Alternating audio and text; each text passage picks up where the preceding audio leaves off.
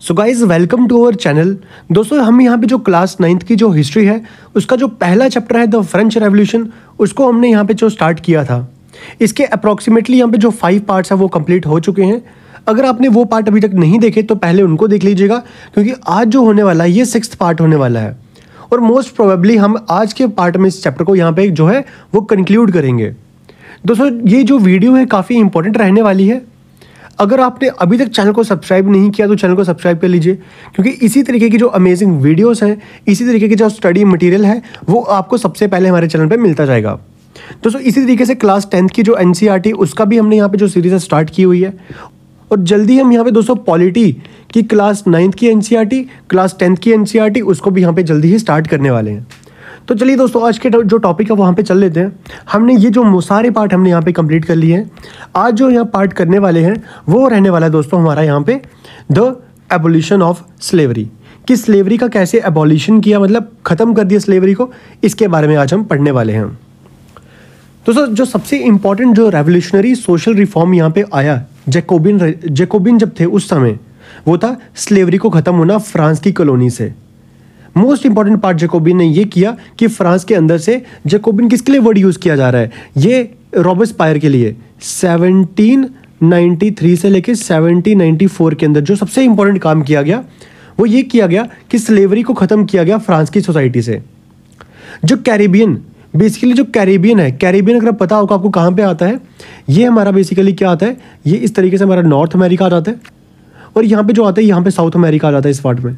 यहाँ पे जो पार्ट जैसे क्यूबा हो गया, बहामास हो गया, यहाँ पे जो छोटे छोटे आइलैंड है ये बेसिकली इसको बोलते हैं कैरिबियन आइलैंड्स। जैसे यहाँ पे आता है मैटिन करके एक देश आता है, ग्वाडेलूप करके देश आता है, सैन डोमिंगो करके देश आता है।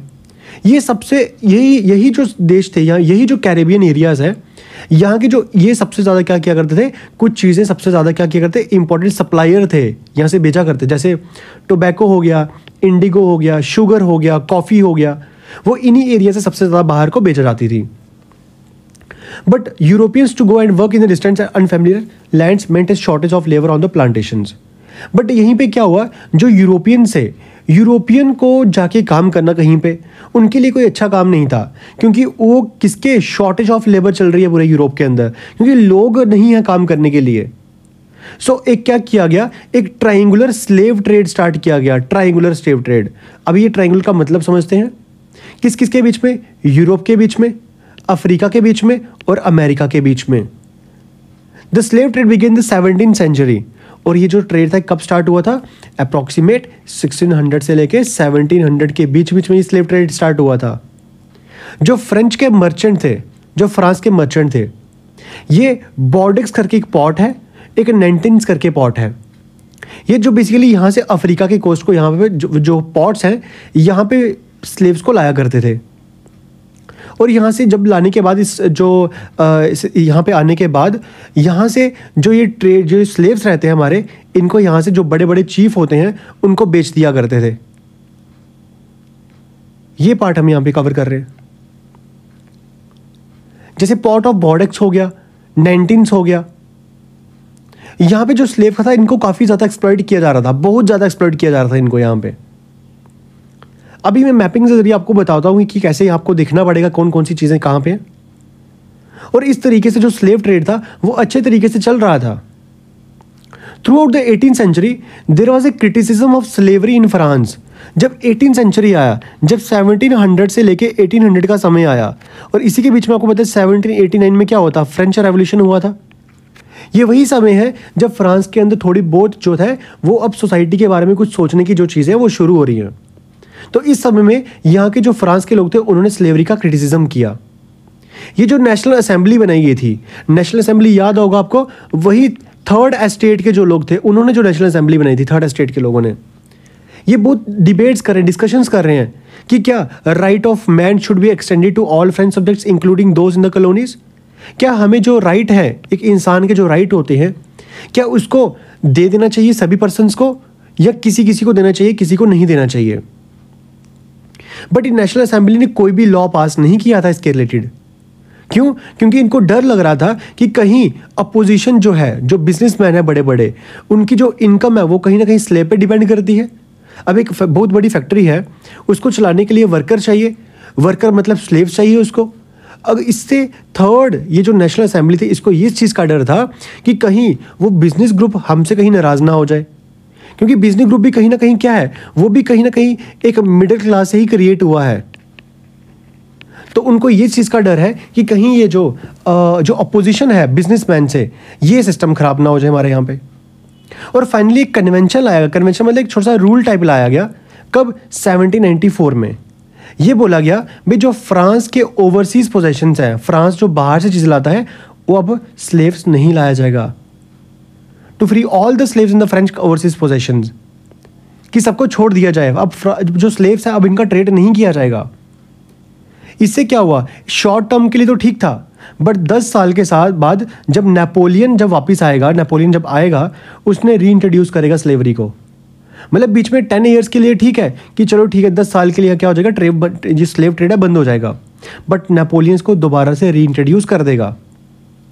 जो प्लांटेशन ऑनर्स हैं उनको अंडरस्टूड, उनको समझ आ चुका है कि that there freedom is including the rights to enslave African negroes in pursuit of their economic interest.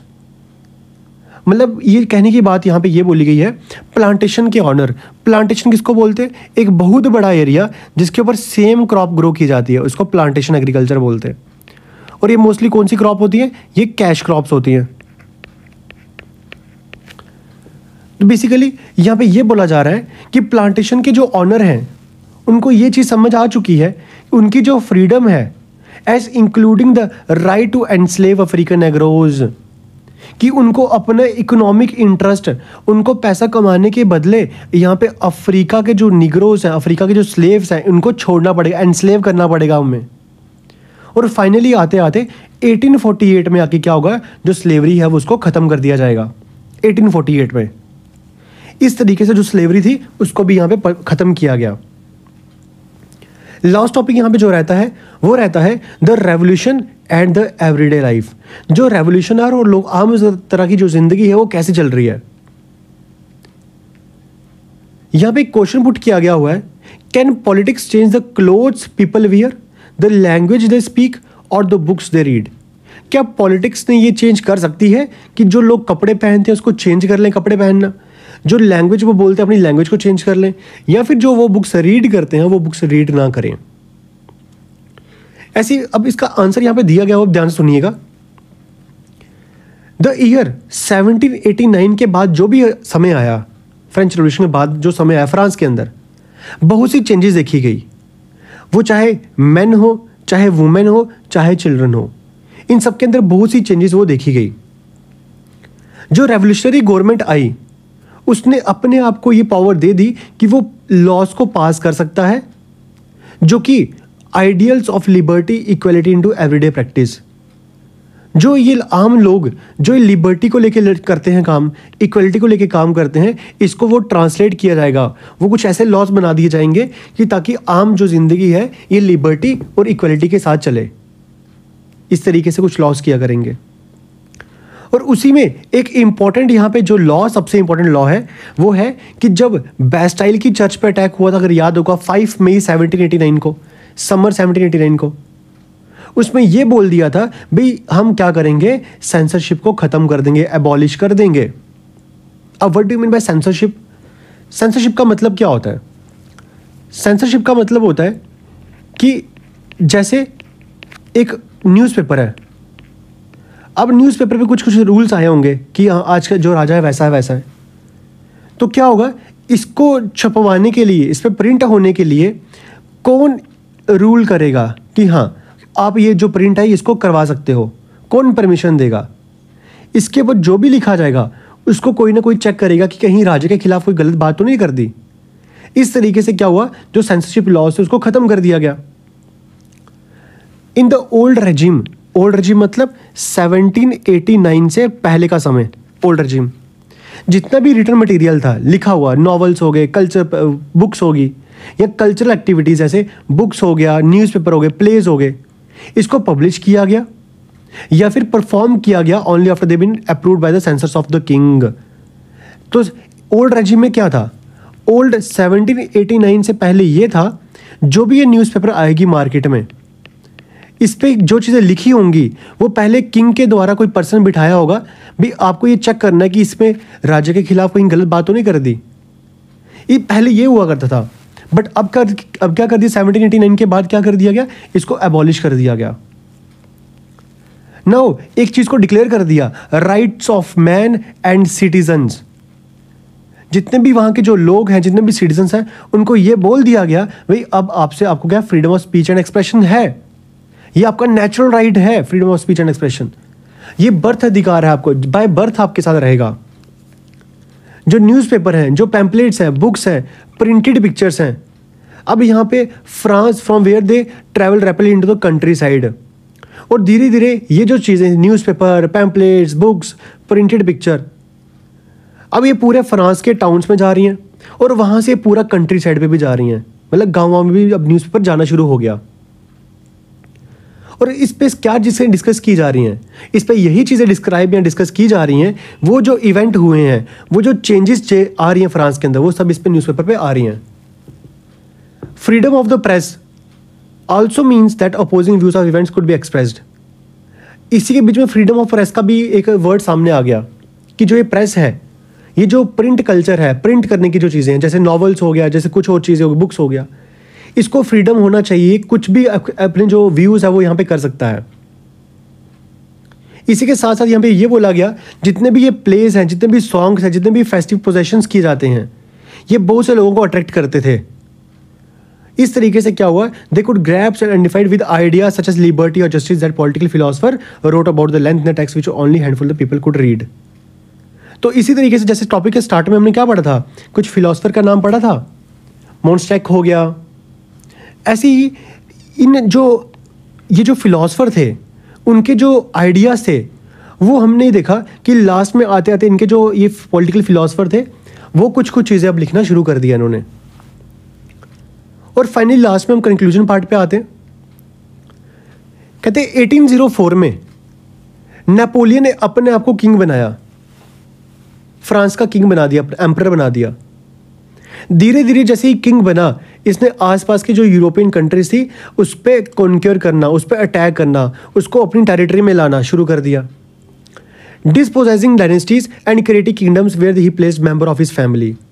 आसपास की जितनी भी डायनेस्टी थी सबको खत्म करना शुरू कर दिया और अपने किंगडम को क्रिएट कर रहा है और वहां पे अपने ही फैमिली के पर्सन्स को बिठा रहा है।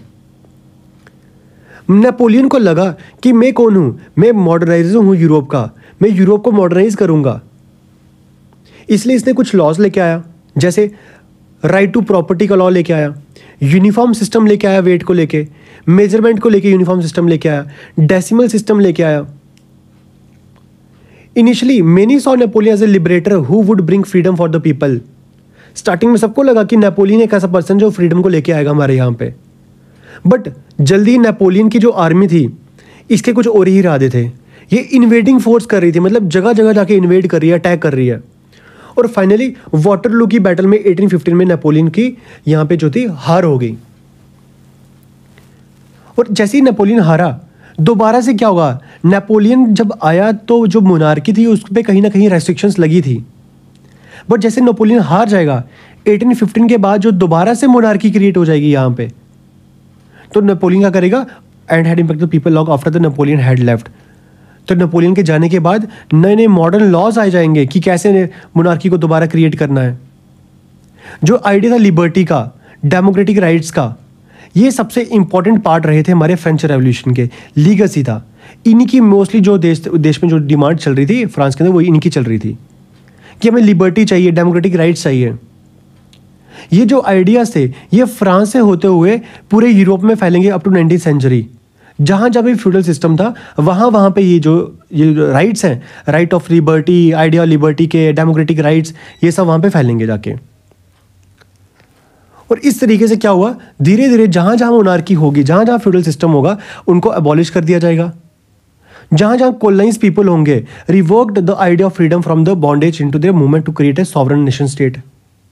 जहाँ जहाँ पे भी कोलोनाइजेशन होगी, जहाँ जहाँ पे भी कोई एक दूसरे देश पे जाके राज कर रहा है, वहाँ के लोग ये कोशिश करेंगे कि कोई वो ऐसी मूवमेंट चलाएं कि उनका जो बॉन्डेज सिस्टम है, जिनको बंदी बना के रखा हुआ है, स्लेव सिस्टम है, या फिर हम पे कोई रूल कर रहा है, इसको ख़त्म करके एक नेशन स्टेट बनाई जाए। इसी तरीके में हमारे इंडिया के टीपू सुल्तान थे, राजा राम मोहन रॉय थे। ये कुछ 2 एग्जाम्पल हैं हमारे इंडिया में जिन्होंने इस रेवोल्यूशनरी आइडिया को इंडिया में फैलाया बहुत ज़्यादा। तो दोस्तों इस तरीके से हमारा जो चैप्टर था वो यहाँ पे कंप्लीट होता है। यहाँ पे राजा राम मोहन रॉय के बारे में कुछ थोड़ा बहुत लिखा, आप इसको पढ़ सकते हो आराम से। इस तरीके से दोस्तों ये चैप्टर था ये हमने अच्छे तरीके से कंप्लीट किया है, डिटेल में हर एक चीज़ के बारे में पढ़ा है। अगर कोई भी डाउट आता है, कोई भी चीज़ें आपको समझ नहीं आई, कमेंट में ज़रूर बताइएगा, उसको क्लियर किया जाएगा। दोस्तों इसी तरीके से सेकंड चैप्टर भी जल्दी हम स्टार्ट कर लेंगे। अगर आपको इस चैप्टर को अच्छे तरीके से समझना है, आपको हर एक चीज़ को डिटेल में पढ़ना पड़ेगा, आपको उन चीज़ों को भी मार्क करना पड़ेगा जो कि एग्जामिनेशन पॉइंट ऑफ व्यू से काफ़ी इंपॉर्टेंट है।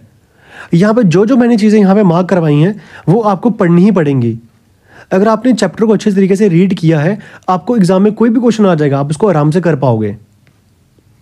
दोस्तों इसी तरीके से आने वाले टाइम में हम सेकंड जो चैप्टर है इसका वो भी स्टार्ट करने वाले हैं, सोशलिज्म और रशियन रेवोल्यूशन। वो भी काफ़ी इंटरेस्टिंग जो चैप्टर है, इसी तरीके से उसको भी कंप्लीट किया जाएगा। दोस्तों इसी तरीके के साथ चैनल के साथ बने रहिएगा।